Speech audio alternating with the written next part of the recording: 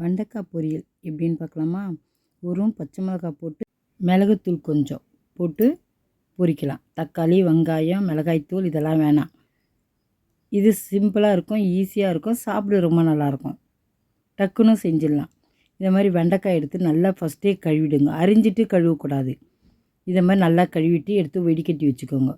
அரியும் போது குழ குழன்னு வரும் தண்ணியில் இருந்தால். அந்த ஓரமும் இந்த ஓரமும் கட் பண்ணி எடுத்து வச்சுக்கோங்க. இதை பாருங்கள், இதை மாதிரி கட் பண்ணிக்கணும். முதல்லையே கட் பண்ணி எல்லாத்தையும் எடுத்து வச்சுட்டு இதை மாதிரி அரிஞ்சிக்கணும். உங்களுக்கு எந்த சைஸ் வேணுமோ அந்த சைஸ் அரிஞ்சிக்கலாம். பொடிசாக கூட கட் பண்ணிக்கலாம். மிளகாய்த்தூள், கடுகு, உப்பு, மிளகுத்தூள், பச்சை மிளகாய், கறிவேப்பிலை. இப்போ அதை எப்படி செய்யுதுன்னு பார்க்கலாம். ஒரு கடாய் வச்சுட்டு எண்ணெய் ஊற்றிக்கோங்க. எண்ணெய் ஊற்றிட்டு அதில் கடுகு போட்டுருங்க, இஞ்சி போட்டுருங்க, கறிவேப்பிலை சேர்த்துருங்க.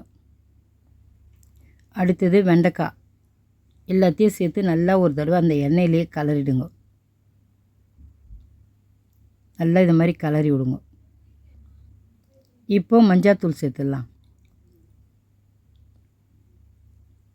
இப்போ உப்பு, மிளகுத்தூள், பச்சை மிளகாய், லைட்டாக தண்ணி, ரொம்ப தண்ணி வேணால் கொஞ்சம் தண்ணி, லைட்டாக தண்ணி ஊற்றிட்டு நல்லா இது மாதிரி கலரி விட்டுங்க. பாருங்கள், தண்ணி ஊற்றுனது தெரிஞ்சிருக்காது. ஏன்னா அந்த மஞ்சாத்தூள் இதெல்லாம் கொஞ்சம் நல்லா எண்ணெயில் ஒதுக்குனா மஞ்சாத்தூள் தெரியாது. இதை மாதிரி போட்டால் லைட்டாக தண்ணி ஊற்றணும். இது நல்லா நம்ம சேர்த்து கலரும்போது மஞ்சாத்தூள் கரைஞ்சிரும். ஈஸியாக இருக்கும் நமக்கு. இப்போது ஒரு தட்டு போட்டு மூடிடலாம். வெண்டைக்காய் சீக்கிரமாக வெந்துடும். ஸ்லோவாக தான் வச்சு எவ்வளோ வேகமாக வந்துடுச்சு பாருங்கள். வெண்டைக்காய் சீக்கிரம் வெந்துடும். நல்லா இப்போ திருப்பி நல்லா கலரி விடுங்க. மஞ்சாத்தூள்லாம் அப்படியே இருக்கும், நல்லா கலரி விட்ருங்க.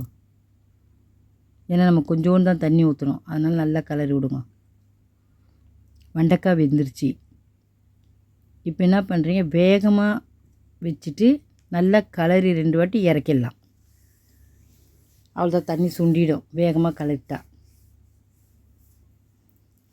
வெண்டைக்காய் ரெடி ஆயிடுச்சு. காரக்குழம்புக்கு இந்த வெண்டைக்காய் சாப்பிட சூப்பராக இருக்கும். நீங்கள் ஒரு தடவை செஞ்சு பாருங்கள். காரக்குழம்பும் இந்த வெண்டைக்காயும் ரொம்ப நல்லாயிருக்கும். சாப்பிட்டு பார்த்துட்டு எப்படி இருக்குன்னு சொல்லுங்கள். நீங்களும் இதே மாதிரி செஞ்சு பாருங்கள். வெண்டைக்காய் ரொம்ப நல்லாயிருக்கும். சாப்பிட்றதுக்கு இது ரொம்ப நல்லாயிருக்கும். நீங்களும் இதே மாதிரி பண்ணி பாருங்கள். காரக்குழம்புக்கு நல்லாயிருக்கும், தயிர் சாதத்துக்கு நல்லாயிருக்கும். தயிர் சாதத்துக்கும் காரக்குழம்புக்கும் தான் இது சாப்பிட முடியும். 2த்துக்கும் வச்சுன்னு சாப்பிட்டா ரொம்ப நல்லாயிருக்கும். நீங்கள் ஒரு முறை இப்படி செஞ்சு பாருங்கள். ரொம்ப ஈஸியான முறையில் செஞ்சிடலாம். லைக் பண்ணுங்கள், ஷேர் பண்ணுங்கள், மறக்காமல் நம்ம சேனலுக்கு சப்ஸ்கிரைப் பண்ணுங்கள். தேங்க்ஸ் ஃபார் வாட்சிங்.